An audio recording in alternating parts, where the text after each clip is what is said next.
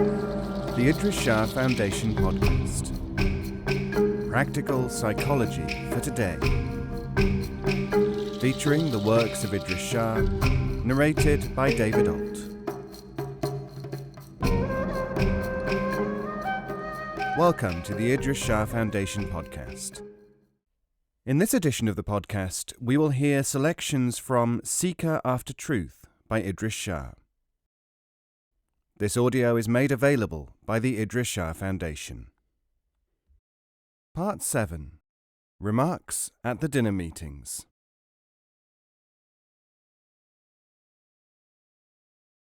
Satisfaction. Question. Why is it that so many people are satisfied with vain and stupid things? Surely it is obvious that there are objectives higher than making money or playing games or trying for fame, for instance. Answer. People can only do what they can do at any given moment. They may have to wait until circumstances allow them to have better aims. There is a story about this, which may have a parallel in the familiar world. The remedy. An insomniac went to a devout doctor for advice. "Memorize prayers and sit up all night repeating them," said the holy physician. "And will that cure my sleeplessness?" "No, but it will cease to annoy you." Bases and Essentials of Sufi Knowledge. A man once noticed a very large locked box, which seemed very old and was of curious workmanship, in the corner of the shop of one of the greatest merchants of Baghdad.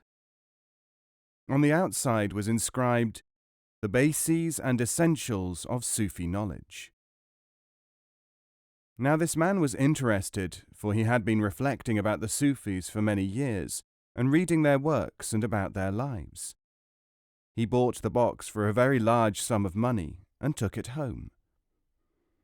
When he managed to open it, there was only a small piece of paper inside, on which was written, "The bases and essentials of Sufi knowledge are that you desire truth above excitement, and that you make your way to the teacher." Who is more spiritual? Question. How is it that higher ideas and deeper insights always come from the East? Answer. I can give you one of the explanations which are current in the East. It was known there at least as long ago as the Crusades, but I think that you will find it contains an interesting hidden reflection about human nature. It is related that a young man asked a sage, "How is it that the Franks have so much brute force, while we only have faith?" "Because," said the wise man, "when provisions for this world were being handed out at the beginning, they had the first choice." Recognizing it. A group of people all died at once in a catastrophe, and were surprised to find themselves in a world very much like this one. All kinds of entertainments and every possible facility were provided. They were amazed to learn that they were in hell. Those who wanted exciting lives got them. People who desired money received it. Ambitions of all kinds were fulfilled.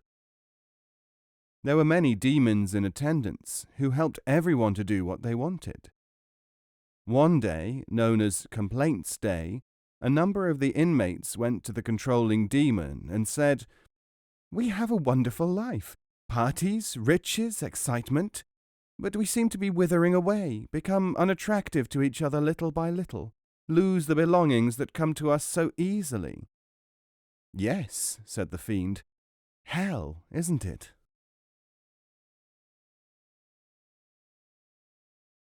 The King and His Son. Once there was a king whose only son chose, as he grew up, to be an idler and spendthrift, constantly surrounded by wasters and opportunists whom he regarded as really worthwhile people. He judged everything by their standards. Although all lived, for example, through the bounty of the king, they mocked him in private and thought highly of people and things which were of no value at all, apart from amusing them. One day the king, without warning, called the prince and had him thrown out of the palace.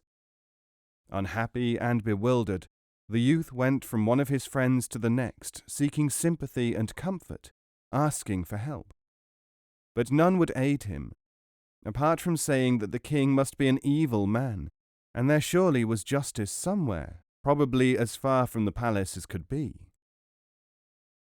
Because of his foolishness and habits, the prince felt more and more estranged from his father. Although he tried to make a new life for himself, he did not know how to do so. He had forgotten, in the company of his evil associates who posed as friends, how to see things as they really are. Consequently, he found his life both hard and perplexing. He engaged himself in trivial pursuits, haunted all the same by anxiety and emptiness. After many months, the king sent emissaries to bring the prince before him. "My son," he said, "you surely see how your own habits have laid you low, and how little use to you your formerly valued companions have been. We, too, who rely upon certain aims in this life as good, and esteem certain things and people as significant, must fail to see the real, or even its indications. Certain habits of mind hold us fast, in the role of idlers and spendthrifts." Definitions. A good man is one who treats others as he would like to be treated. A generous man is one who treats others better than he expects to be treated. A wise man is one who knows how he and others should be treated, in what ways and to what extent.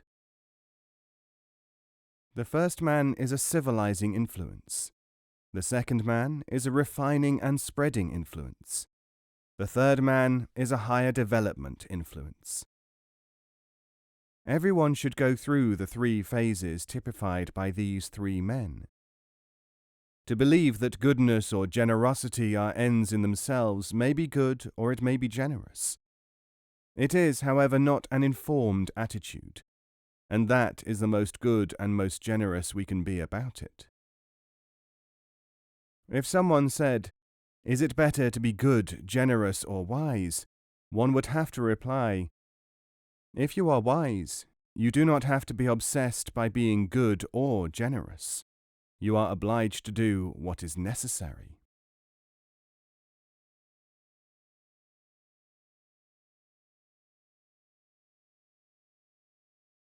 The Guru.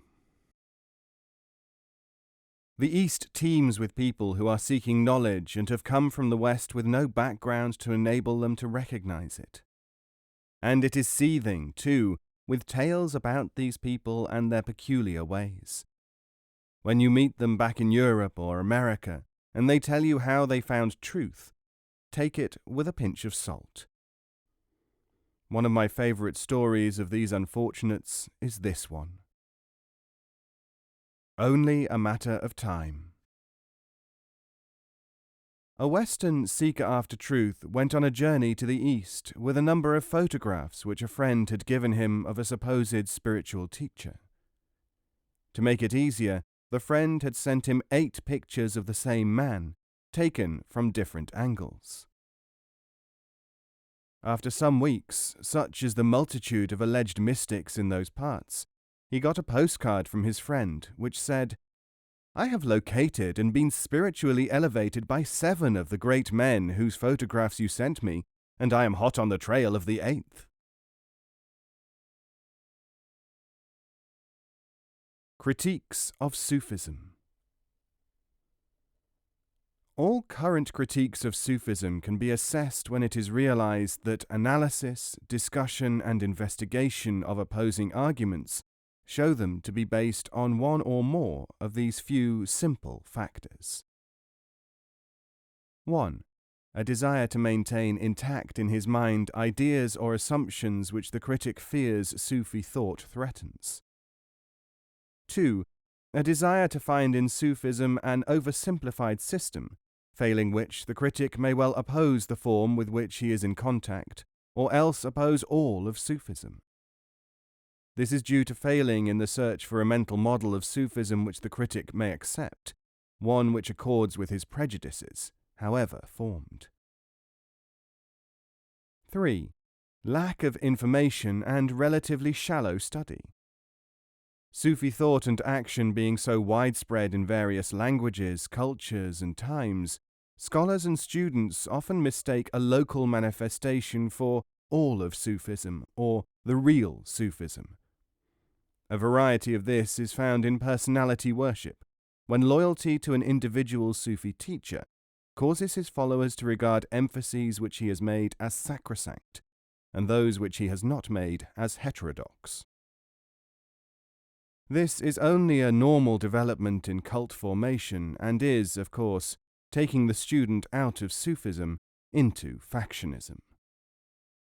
It is interesting, if not remarkable, to note that whereas Sufism is systematized only for instrumental purposes, to approach objectives, and cannot therefore be approached through simplistic means, yet the critical approaches to it are so intensely oversimplified as to be virtually covered by the three main factors listed above.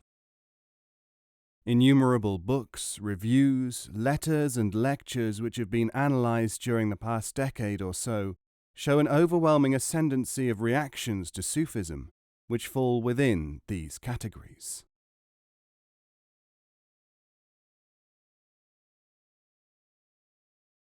Side effects.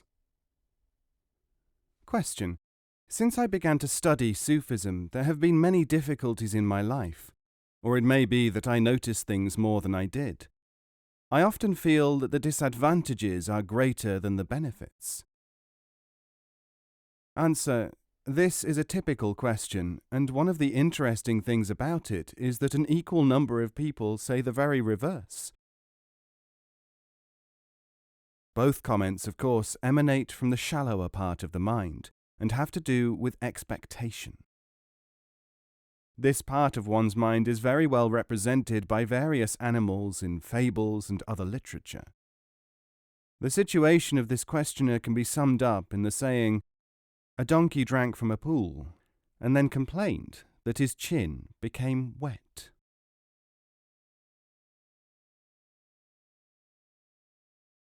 According to the best advice. Question. There is a widespread tendency today for people to amalgamate beliefs and rituals from all spiritual sources. Sufis, however, seem to say that truth is one, and forms vary and cannot be amalgamated. If all forms are only part of an ultimate truth, why cannot these forms be associated together? Answer. Because the forms date from various needs and epochs, and do not go together, any more than the wheel of a horse carriage will fit a motor car. Perhaps you have not heard the tale of Mullah Nasruddin when he was trying to build a house. His friends, all of whom had houses and some of whom were carpenters, builders, and so on, surrounded him. He was glad to have their advice. One after the other, and sometimes all together, they told him what to do. Mullah Nasruddin obediently followed the instructions of each one. When the building was finished, it looked nothing like a house. "That's funny," said Nasruddin. "After all, I did do exactly what everyone told me to." Sweets for the wise. There is a very ancient tale about two scholars, much respected in their communities, who were out for a walk one day, discussing people and affairs, when the conversation turned to the subject of a certain prominent Sufi. The first man of learning, whose favourite subject was literature and biography, said of the Sufi, "He is a true sage and a saint. He never takes anything for himself. The second savant, whose expertise was in religion and who had much experience of legal affairs, said, "He does not have to take, for people automatically give things to him. I am sure, however, that he would take if he could." Thus engaged, each offering in turn an anecdote about the Sufi to support his own contentions, the two reflective ones came upon a caravanserai. They entered it, attracted by the sound of a loud and animated discussion. Inside they found a woman, repeating to a circle of merchants, idlers, and others, "I have been divorced by my husband, and I have lost my marriage contract, by the terms of which I am entitled to half of his possessions if he divorces me. Now he denies having signed it, and the court will not listen to me. I have only a single copper coin to my name." The audience were offering suggestions to solve her problem, ranging from murder to prayer. The second scholar now suggested that the matter should be taken to the Sufi whom they had been discussing for his intervention. "In this way," he said to his companion, "we can establish whether he will in fact do anything for nothing." Now, since the Sufi was so highly respected, everyone agreed, and all present at once went to the place where this man of wisdom sat silently for an hour before dinner on one day a week. The crowd ranged themselves around the contemplating sage, who raised his eyes to the distraught woman. "What do you want?" he asked. And she said, "Respected sir, these two wise and kindly gentlemen have suggested that you might help me. Would you come to the magistrates to testify that, from your looking into my heart, I am telling the truth when I say that by my lost marriage contract I am entitled to half of my former husband's goods upon being divorced? The court will judge only on evidence, or upon the word of one who is related to the truth." The Sufi interrupted her. "Before we do anything like that, you will have to do something else. Go to the market and bring me a piece of Turkish delight." Now the crowd gasped. The first scholar felt acutely embarrassed at the Sufi's greed and superficiality, and the second scholar smiled in triumph at this apparent demonstration of the mystic's true nature. The woman, after a moment's thought, scowled, turned on her heel, and went off to buy the sweetmeat. Everyone waited in silence until the woman returned and threw a packet, bought with her last coin, at the Sufi's feet. "Is this the way to behave when you seek a favour?" asked the Sufi. "Pray open the packet and remove the confection." As the woman unwrapped the package, she saw that it was enfolded in a piece of paper, the very same one upon which was written her marriage contract. Now, of course, the crowd howled with delight at the miracle. The first scholar was filled with joy, and the second man of learning felt abashed and confused. When the members of the crowd had run off in all directions to spread word of the miracle of the great saint, and the woman and the two men of words still stood before him, the Sufi said to the woman, "Know that your needs can often be fulfilled, but that the way to achieve this is seldom by giving specific instructions to those who know better. Now go and get your rights." To the first scholar he said, "To judge a person as good through judgment based on superficialities is only slightly better than to judge him bad by outward signs. Try to learn what really is right, not to follow what happens to please you." To the second scholar he said, "For the bitterness of disappointment in what is really a shallow way of thinking, the remedy is to take something as paltry but more sweet. I therefore award you the Turkish delight, trivial to deal with trivial. As for the onlookers, they have had their sustenance, for they sought excitement." And although this happened many centuries ago, it is insisted by the wise that similar events can be seen by those who will see them, being played out in the world of today and every day.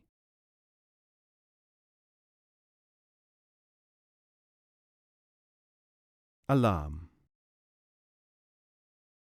Question.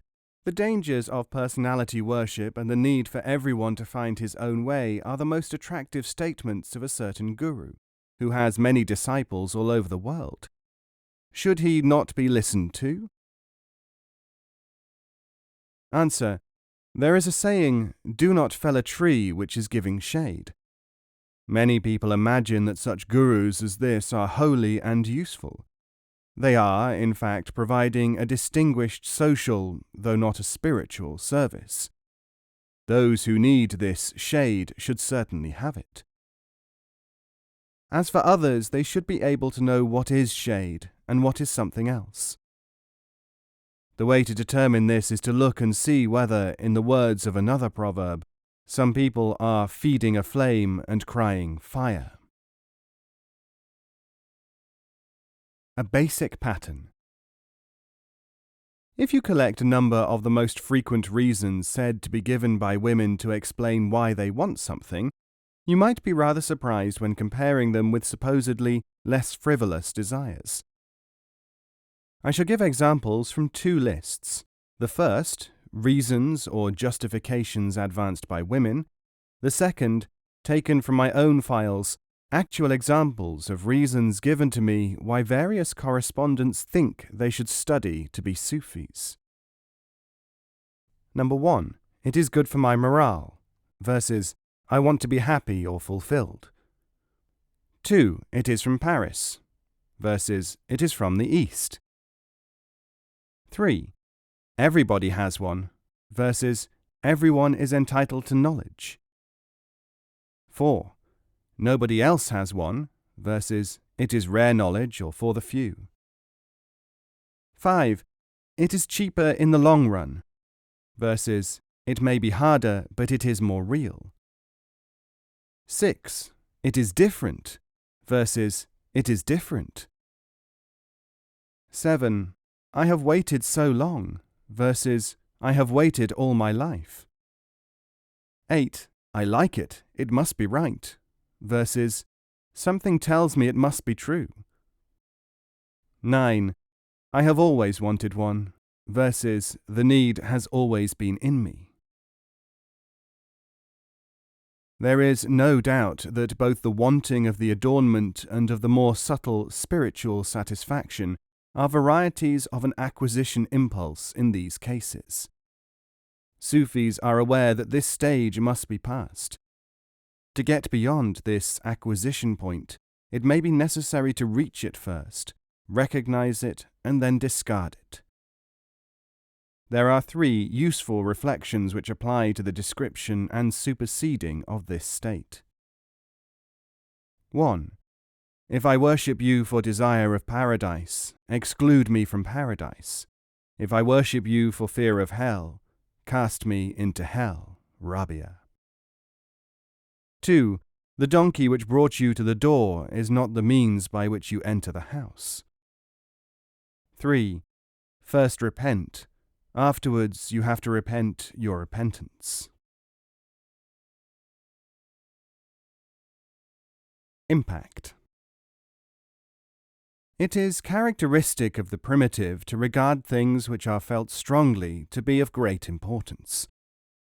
The less the person knows about the origin or working of the feeling, the greater importance he is likely to endow it with. Take a few almost random examples. Unable to explain or to mitigate the pains of childbirth, primitive people have come to regard them as inflicted by some higher power. Some people believe this even today. The sophisticated barbarian takes this thinking a stage further, and actually believes that the mother's love for her child is in direct proportion to the pain which she experiences during its delivery.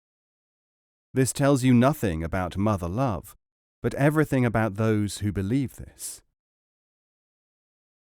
If a primitive person or a child at a similar stage of mental development experiences a pain or a sense of joy in accidental synchronicity with some other event, he or she will often link the two, producing a sense of importance for what might well have been a trivial or irrelevant event.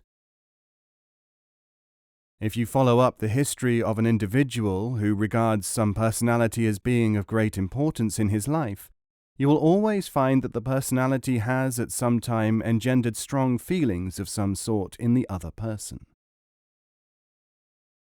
The fact is that emotion sensitizes the brain of the individual. If no true explanation of what is happening, such as "you are only having a tooth out," is forthcoming, a strong sense of dependency towards the source, or even a supposed source, of the stimulus will take its place. Instead of explanation, the brain will resort to quasi-explanation. Such a quasi-explanation may become so powerful that it can assume a dominant position in the mental picture of the individual. It is the conscious or unconscious policy of many religious, political, social, tribal, psychological, scholastic, and other dogmatic bodies to create this situation, in the expectation that, at the moment of greatest emotion, the commanding idea which is to take possession of the individual's mind will be the one which the system itself desires to propagate. This pattern may be seen repeated somewhere in virtually every system in the world. It also occurs repeatedly, randomly, and accidentally. When a person acquires a fixation upon some bizarre and unacceptable idea, the condition attracts the attention of psychological therapists. When it is harmless, it may not be perceived at all. When it is socially acceptable, the individual may even be rewarded, and the conditioning reinforced by each reward. In practical philosophies, we again and again find that the basic attempt, before the institutional or dogmatic phase, must be to enable the learner to see himself as the victim of such forces. By detachment from the operation of impact upon himself, he is able, theoretically, to prevent the operation of emotion in making him not himself, but a copy of someone else, or the product of a series of ideas. Until this stage of understanding is reached, indeed, all efforts to understand oneself, to find who one really is, are at best of latent value, because they will always be evaluated through the veil of the very obsessions implanted by the mechanisms just described.